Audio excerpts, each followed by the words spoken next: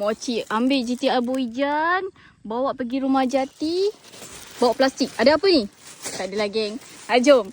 Ni kita orang tengah petik buah sebab tengah musim buah manggis.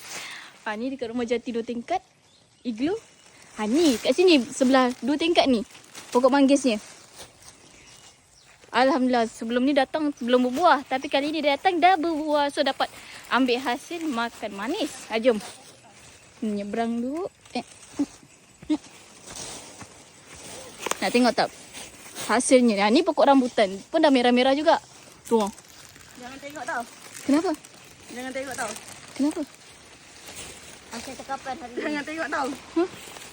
Oh, apa ni. Wah, banyaknya. Ni. Bosnya kat sini.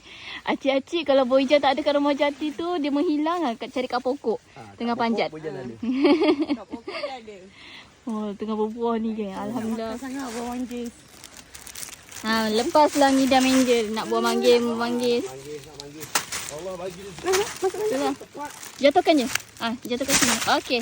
Untuk langsung kerana kita ada tanah yang ada tu kan. Buah. Tu walaupun Buah dia tak mendatang besar. hasil. Oi, seronok Pokok mendatang hasil. Betul. Profit. Profit. Oi.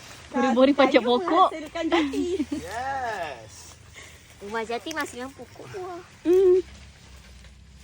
Bestnya tengok bos panjat. Kan kalau dulu kecil-kecil panjat pokok tu. Kalau mokcik panjat nampak buah terbiat pula tiba-tiba. Tarik macam tu. Tapi mokcik memang dulu kecil-kecil pun manjat pokok lah geng. Orang Manggis kampung kan. fresh-fresh. Budak kampung kan. Ori-ori daripada rumah jati Boyjan. Tada. Siapa bijak Spiderman. ni?